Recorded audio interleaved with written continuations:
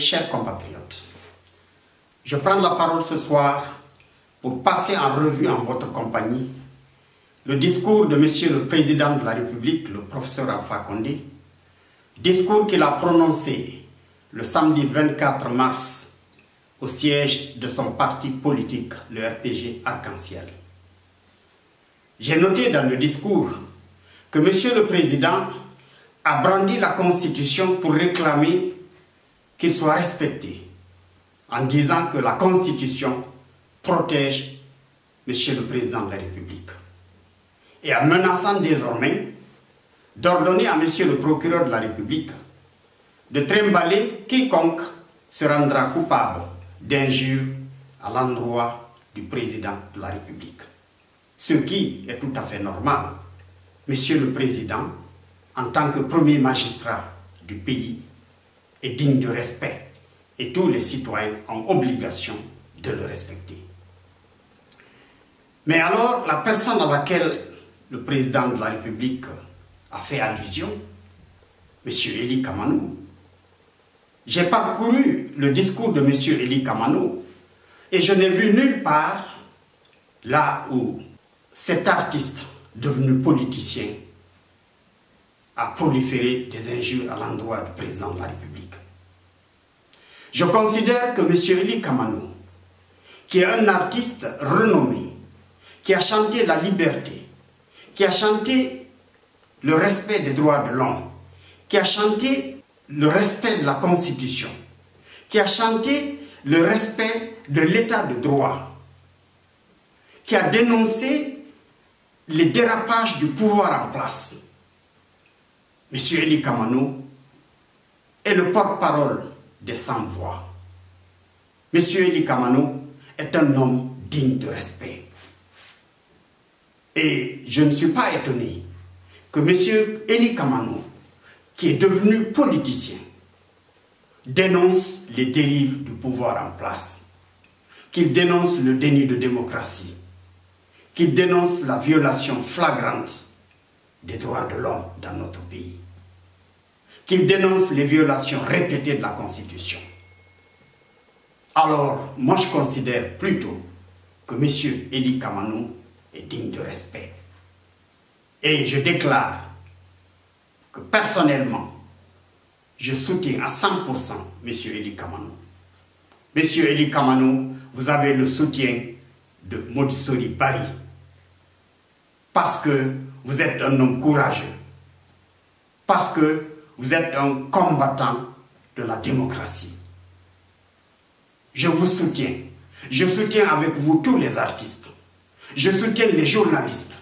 Ces journalistes qui osent dénoncer les dérives du pouvoir en place. Dans un pays où toutes les institutions sont muselées, dans un pays où la justice est endoctrinée par le pouvoir en place, dans un pays où les droits de l'homme sont piétinés, où les libertés individuelles et collectives sont piétinées, dans un pays où la dictature est sanglante, il faut bien des hommes comme M. Eli Kamanou, comme ces journalistes courageux, pour parler à la place de ce peuple meurtri, pour parler à la place de ce peuple silencieux, pour parler à la place de ce peuple victime.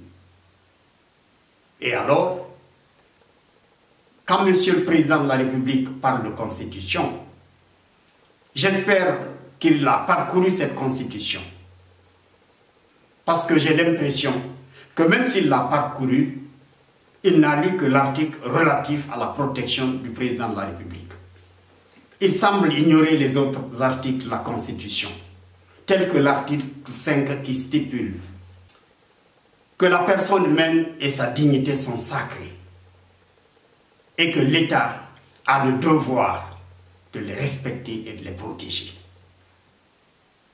Ou alors l'article 6 qui stipule que nul ne peut faire l'objet de torture ou de peine ou de traitement cruel, inhumain ou dégradant.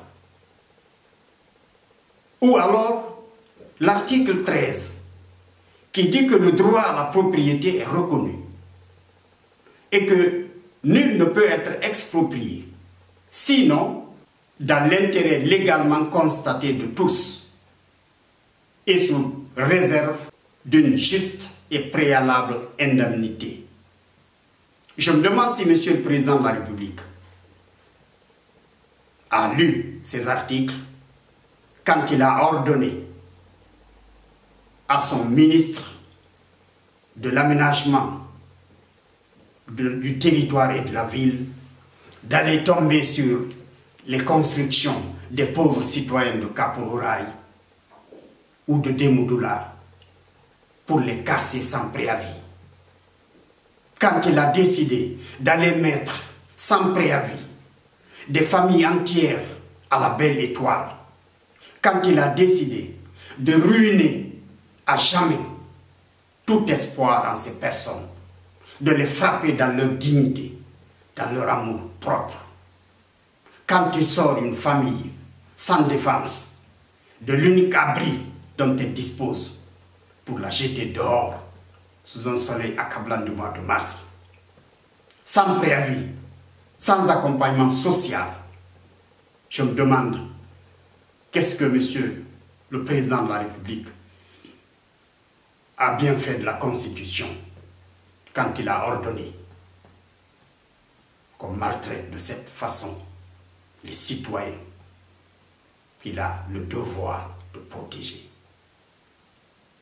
Alors, en plus du fait que le pouvoir n'a pris aucune mesure pour un accompagnement social, en plus du fait que le pouvoir n'a prévu aucune indemnisation, les quelques citoyens animés de bonne volonté qui ont voulu voler au secours de ces victimes sans défense et qui ont offert des parcelles sont aujourd'hui victimes, eux aussi, de tracasseries de la part du pouvoir en place.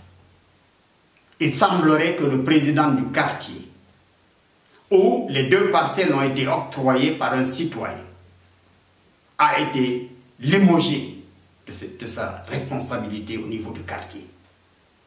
Il semblerait que le préfet de Koya, hospitalisé à Dakar, aurait envoyé le message selon lequel les bénéficiaires de ces parcelles ne devraient pas y accéder sans l'autorisation du président de la République et qu'il était le seul habilité à offrir des parcelles. Alors, non seulement le président de la République déclenche sa machine de destruction contre son peuple qu'il a le devoir de protéger, mais il empêche les bonnes volontés de voler au secours de ses victimes. Je voudrais bien savoir ce que Monsieur le Président de la République fait de cette constitution sur laquelle il a prêté son serment. J'ai bien peur que le cas de Kapororaï ne soit un règlement de compte pour une question politique. Et je souhaite que le peuple de Guinée tout entier se lève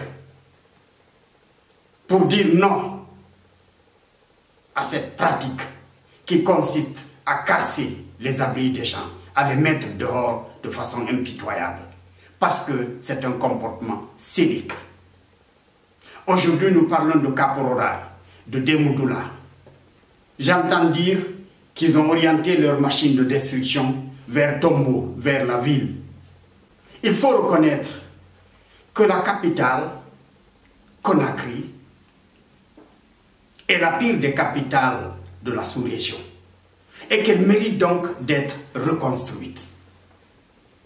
Il est donc facile de comprendre que l'État veuille casser des baraques pour reconstruire la capitale. Mais cela doit obéir à certains principes. Il faut d'abord préparer les personnes concernées. Il faut préparer les maisons devant les abriter avant de parler de détruire les maisons que ces pauvres personnes ont mises sur pied, brique après brique, pendant toute leur vie. Il est hors de question de venir casser ces abris et de mettre les populations dehors. Et là, le peuple de Guinée tout entier, en dehors des partis politiques, la société civile devrait se lever pour dire que cela est inadmissible. Monsieur le Président de la République doit arrêter sa machine parce que cela n'est pas faisable. Au moment où dans les pays limitrophes, les chefs d'État construisent des cités, construisent des maisons sociales pour abriter leurs fonctionnaires, pour donner à leurs travailleurs l'accès au logement. En Guinée, le pouvoir qui est incapable de développer l'habitat, de protéger sa population, de protéger ses fonctionnaires qui sont sous-payés et qui supportent des loyers insupportables, chez nous, le pouvoir détruit les habitations des pauvres citoyens. Alors, je voudrais saisir cette occasion pour m'adresser aux étudiants. Parce que le président de la République, en violation de l'article 10 de notre Constitution, qui stipule que le droit de manifestation et de cortège est reconnu aux citoyens de notre pays. Monsieur le Président de la République et son gouvernement cherchent à tuer la démocratie en interdisant de façon systématique les manifestations des partis politiques. Le peuple est frappé et on lui retire le droit d'organiser des manifestations pacifiques et d'exprimer son ras-le-bol. Monsieur Alpha Condé militarise notre pays. Il installe des PA un peu partout. Et il se flatte du résultat obtenu et menace d'installer des PA dans tous les quartiers susceptibles de créer des problèmes. Il justifie la militarisation de la ville par la possibilité du peuple de se soulever et de revendiquer. Alors, le Premier ministre, à un moment donné, a déclaré qu'il préférait l'ordre à la loi. Je me suis demandé par rapport à quoi est-ce qu'il fait l'ordre. Le maintien d'ordre se fait par rapport à quoi? Par rapport à la loi de la République. La loi définit ce que le citoyen est capable et autorisé de faire et ce qu'il n'est pas autorisé de faire. Et les peines qu'il encourt en cas de violation de la loi. C'est donc d'abord la loi, ensuite la violation de la loi, ensuite le rétablissement de l'ordre. On rétablit l'ordre par rapport à la loi. Monsieur le professeur de droit, le professeur Alpha Condé, devrait enseigner le droit à son gouvernement, à son administration. Et ce qui est regrettable, c'est de constater que M. Alpha Condé, qui a été élevé au biberon de la démocratie française, qui est plus français que guinéen, parce qu'il serait parti de la Guinée à l'âge de 14 ans, il a grandi en France, le creuset de la démocratie occidentale. Il est surprenant de constater que M. Alpha Condé est en train de pratiquer aujourd'hui en Guinée une dictature sanglante, pire que la dictature reprochée au régime du feu président Ahmed Sékou Touré. Cela est tout à fait regrettable.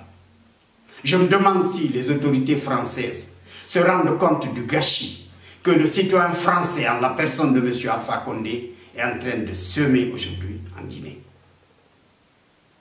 Alors vous, les étudiants, lorsque M. Alpha Condé a fini de casser l'axe, il croit avoir fini avec l'axe.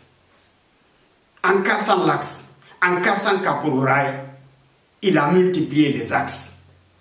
Parce que les victimes de Kaporouraï, qui se retrouvent désormais sans abri, voilà des candidats potentiels à la revendication.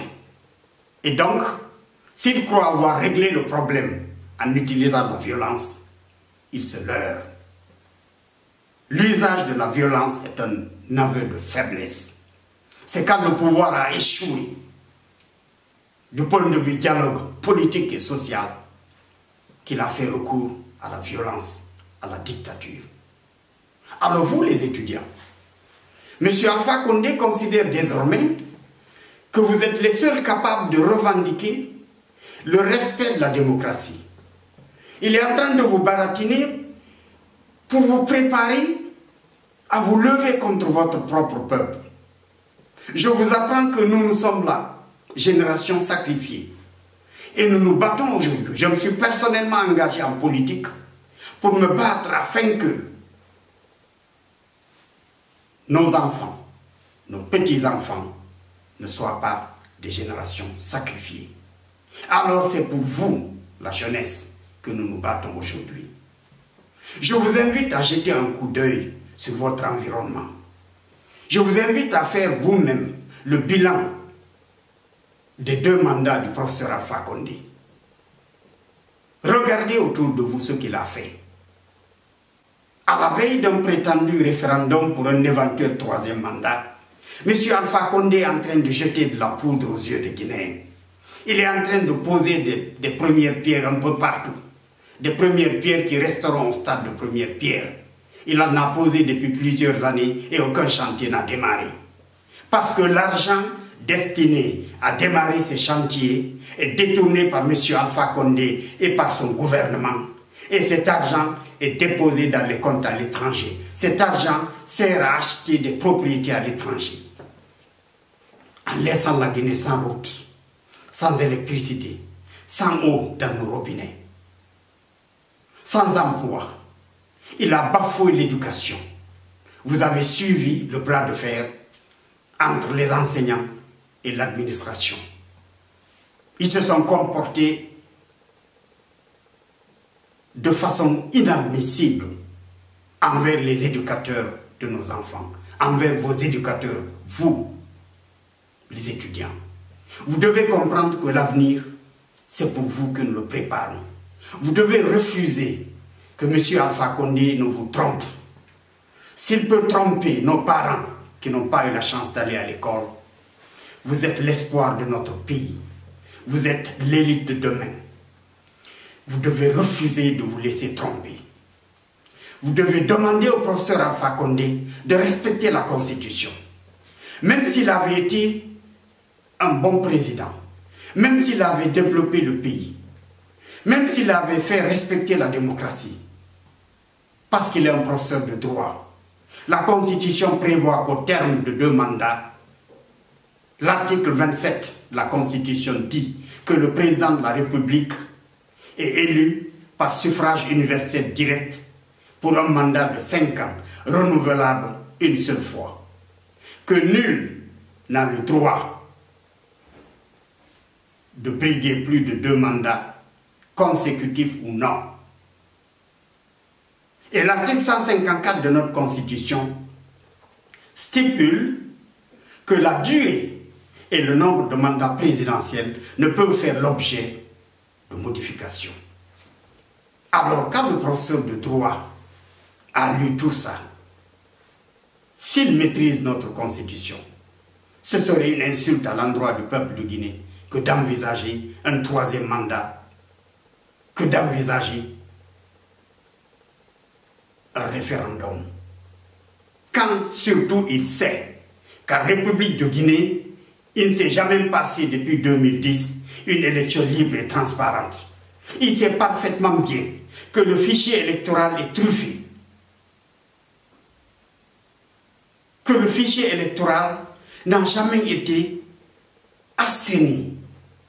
Et qu'il y a des fictifs. Il y a des morts qui continuent à voter du fond de leur tombe en faveur du pouvoir en place.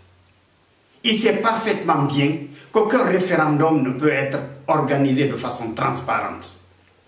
Alors, il veut forcer la situation, organiser un semblant de référendum, proclamer la victoire du oui à un 3e référendum, forcer la situation pour obtenir un 3e mandat. Alors, je vous invite chers étudiants, à prendre toute la mesure de la situation de notre pays et à refuser systématiquement que M. Alpha Condé nous vous utilise pour brûler notre pays. Vous devez comprendre que l'accession à l'indépendance de notre pays, parce que je dois vous dire que l'indépendance acquise le 28 septembre 1958 a été confisquée et que malheureusement, cette indépendance est aujourd'hui compromise par M. Alpha Condé et son pouvoir. Pour reconquérir cette indépendance, nous devons nous débarrasser de M. Alpha Condé et de son gouvernement. Vous ne vous sentirez pas libre demain si vous acceptiez de donner la chance à M. Alpha Condé de tenter un troisième mandat.